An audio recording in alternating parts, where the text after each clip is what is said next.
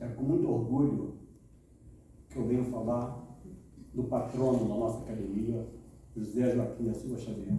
Há 30 anos atrás, como presidente da Comissão do Bicentenário, um pouco mais cedo eu falava no Congresso Nacional a respeito dessa figura ímpar na nacionalidade brasileira. Existem pontos de convergência entre Tiradentes e a nossa cidade de Teresópolis, que nós iremos pesquisar e comprovar através de documentos primários com a fundação do Instituto Histórico Geográfico de Teresópolis, que é a presença de mão de luva nessa região e a presença de Tiradentes dando segurança à caravana de ouro e a hospedagem dele em Três Córregos, numa hospedaria que havia aqui no interior. A presença provável de um neto de Tiradentes, o tenente José Paulino, que foi casado em segunda núpcias com a dona Carolina Clausen, que era casado com Jacó Clausen, que eram os progenitores do primeiro presidente e primeiro prefeito dessa cidade.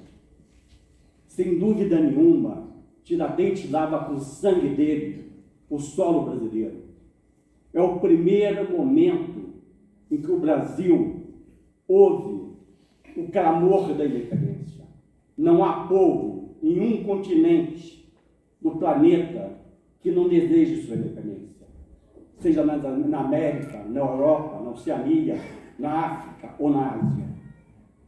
A liberdade, e essa liberdade que ele dizia, que a conjuração, e aí eu peço aos senhores que agora, ao se referirem à Inconfidência Mineira, não a chame mais de Inconfidência, ela é uma conjuração. Para nós brasileiros, ela foi uma conjuração, e ela não é um ato de traição, pelo contrário, ela é o primeiro ato de nacionalidade desse país. Tiradentes, o homem que, sob o ponto de vista social, intelectual, econômico, era o mais pobre dos conjurados, porque dos conjurados participavam padres, como o padre Rolim, como o padre Toledo, e vários desembargadores, como Cláudio Manuel da Costa, Antônio Gonzaga, vários comerciantes, vários fazendeiros, vários militares de patente altas. Era o mais pobre deles, sob todos os pontos de vista, mas era o maior propagandista da conjuração. Era o homem que, com a Constituição americana, que os Estados Unidos tinham feito a independência em 1776, andava de Minas ao Rio de Janeiro, propagando a independência do nosso país. E não se esqueçam que em 1789, com a Revolução Francesa, com a solidariedade, a igualdade, a fraternidade, acabava o absolutismo na Europa. Ninguém mais governava em nome de Deus.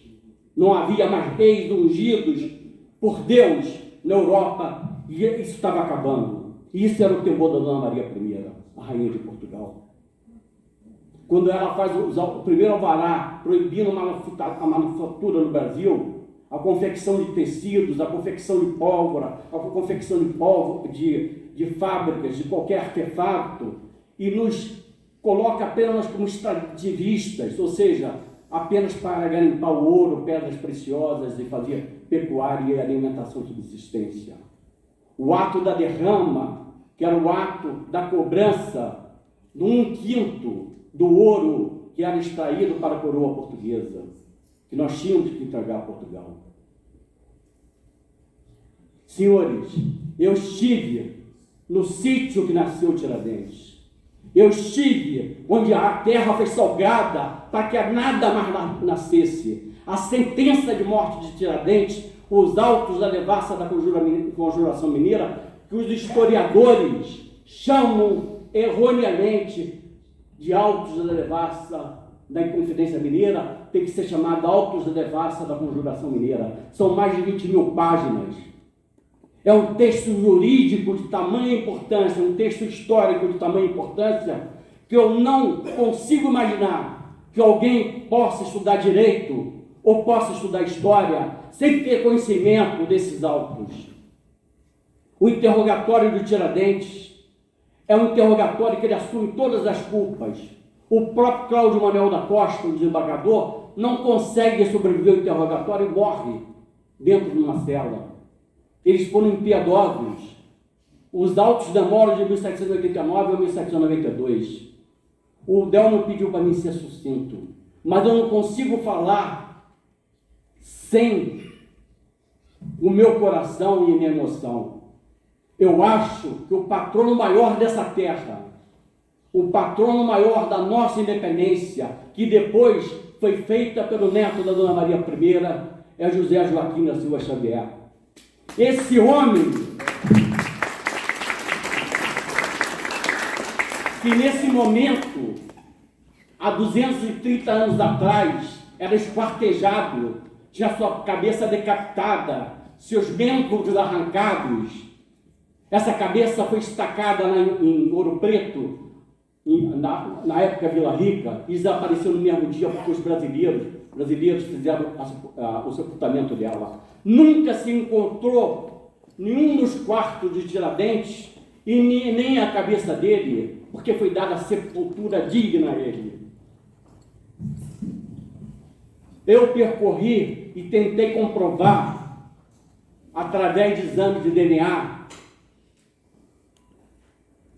a provável ligação dele com a família Oliveira de Teresópolis. Na cidade de Paraíba do Sul, no distrito de Cebolas, morava uma senhora onde o primeiro quarto dele foi estacado em frente à fazenda dessa senhora, que provavelmente teria tido um caso amoroso com ele. Esse quarto que estava em Tiradentes, que era usado politicamente, aliás, a figura de Tiradentes, erroneamente, foi usada pela direita e pela esquerda nesse país, à torto e à direito. Ninguém tinha esse direito. O direito é da nacionalidade, o direito é da construção do cidadão, da cidadania, da construção do nacionalismo. Nós temos a obrigação de ser brasileiros de fatos e de direitos. Nós temos condição e obrigação de perguntar por que essa pátria precisa da gente, não é o que nós precisamos da nossa pátria, como dizia o Kennedy. Por isso, quando subo essa tribuna, agradeço aos senhores da academia, agradeço o Delmo ter me convidado para esse momento, porque para mim é de muito orgulho falar sobre essa figura máxima da nossa nacionalidade.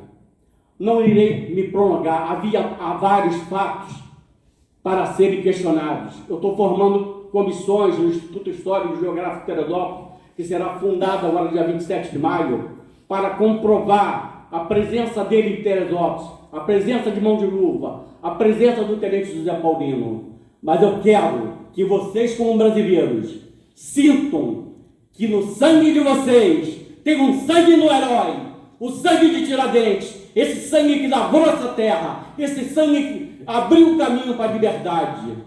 Nós somos diferentes. Nós, humanos, queremos sempre a liberdade. É impossível ainda existirem pessoas que pensam que pode subjugar seus irmãos através da ausência da liberdade. Não pode. A liberdade é a condição humana sine qua non. O homem precisa lutar pela sua liberdade. E hoje, mais do que nunca, a liberdade precisa ser vigiada, precisa ser conquistada palmo por palmo. Vou acabar meu discurso e vou pedir para os senhores: viva Tiradentes! Viva!